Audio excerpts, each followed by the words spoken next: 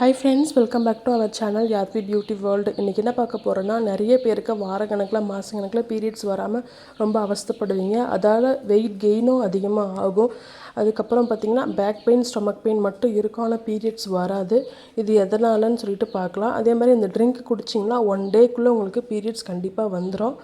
So இது என்ன preparation சொல்லிட்டு பார்க்கலாம் வாங்க. இந்த ட்ரிங்க்கு செய்ய என்னென்ன பொருள் தேவைன்னா, நம்ம வீட்டில் இருக்கிற பொருளை வச்சு நம்ம உடம்பையும் சரி வயிற்றையும் சரி சூப்பராக வச்சுக்கலாம். ஸோ அது யாருமே கவனிக்கிறதில்ல. ஸோ நான் வீட்டில் இருக்கிற சில பொருளை வச்சு இந்த பீரியட்ஸை வந்து எப்படி வர வைக்கிறதுன்னு சொல்லிட்டு பார்க்கலாம். இதுக்கு நான் பார்த்திங்கன்னா ஃபஸ்ட்டு ஓமம் வந்து 1½ ஸ்பூன் எடுத்துக்கிறேன். அதே மாதிரி 2 ஸ்பூன் அளவுக்கு தனியா, அதாவது மல்லி விதை எடுத்துக்கிறேன். அதுக்கப்புறம் சீரகம் வந்து 1½ ஸ்பூனு. அதுக்கப்புறம் ஒரு 1/2 ஸ்பூன் வந்து கருஞ்சீரகம். அதே மாதிரி பார்த்திங்கன்னா சுக்கு பொடி வந்து ஒரு 2 ஸ்பூன் எடுத்துக்கிறேன். அதுக்கப்புறம் 4 ஸ்பூன் அளவுக்கு நாட்டு சர்க்கரை எடுத்துருக்கேன். வாங்க எப்படி செய்கிறதுன்னு சொல்லிட்டு பார்க்கலாம். நான் அடுப்பை சிம்மில் வச்சுட்டு அதில் வந்துட்டு ஒரு பாத்திரம் வச்சுட்டு 1/2 லிட்டர் அளவுக்கு தண்ணி சேர்த்து கொதிக்க வைக்க போகிறேன். ஸோ இப்போ வந்து ஃபாஸ்ட்டாக கொதிச்சிட்ருக்கு. இப்போ வந்து அடுப்பை வந்து சிம்மில் வச்சுட்டு நம்ம அந்த தண்ணி கொதித்ததுக்கப்புறம் ஒவ்வொரு பொருளாக வந்துட்டு சேர்க்க போகிறோம். இது வந்து பார்த்திங்கன்னா தண்ணி கொதிக்க ஆரம்பிச்சிருச்சு. ஸோ இப்போ வந்து நம்ம அடுப்பு வந்து சிம்மில் வச்சுக்கலாம்.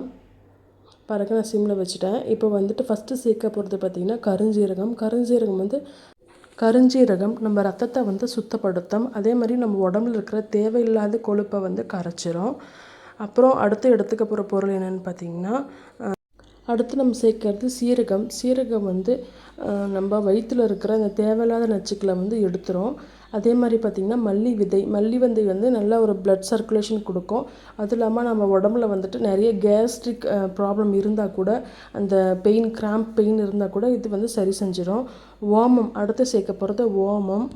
இந்த ஓமம் பார்த்திங்கன்னா சீரற்ற மாதவிடாயை வந்து சரி செய்யும். அதாவது இர்ரெகுலர் பீரியட்ஸை வந்துட்டு இது வந்து க்யூர் பண்ணும். நம்ம சேர்த்துக்கிற ஒவ்வொரு பொருளுமே பார்த்திங்கன்னா இந்த வயிற்றுக்கும் சரி உடம்புக்கும் சரி ஏற்ற ஒரு பொருள் தான். இது வந்து நம்மளுக்கு எந்த ஒரு சைடு எஃபெக்ட்டும் வராது.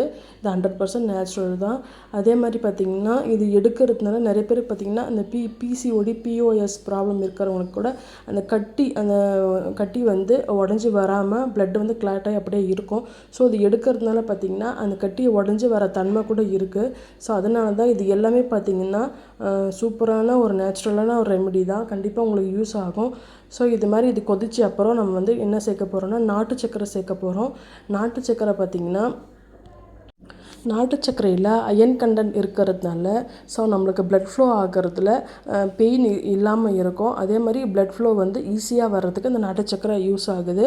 அதுக்கப்புறம் லாஸ்ட்டாக இன்னொரு முக்கியமான விஷயம், இது வந்து கொதிக்கக்கூடாது, சிம்மில் வச்சு தான் பண்ணணும். ஸோ அப்போ தான் அதோடய எசன்ஸ்லாம் மெதுவாக அந்த தண்ணியில் வந்து நம்மளுக்கு கிடைக்கும்.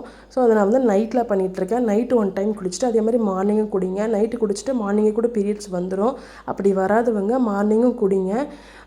குடிச்சிட்டு அதுக்கப்புறம் பாருங்கள், கண்டிப்பாக பீரியட்ஸ் வந்துடும். லாஸ்ட்டு நம்ம சேர்க்க போகிறது சுக்கு பொடி வந்துட்டு நம்ம சேர்க்க போகிறோம். இந்த சுக்கு பொடியும் பார்த்திங்கன்னா இந்த பீரியட்ஸ் வர்றதுக்கு நம்ம யூட்ரஸ் வந்து தூண்டுன்னு சொல்லியிருக்காங்க.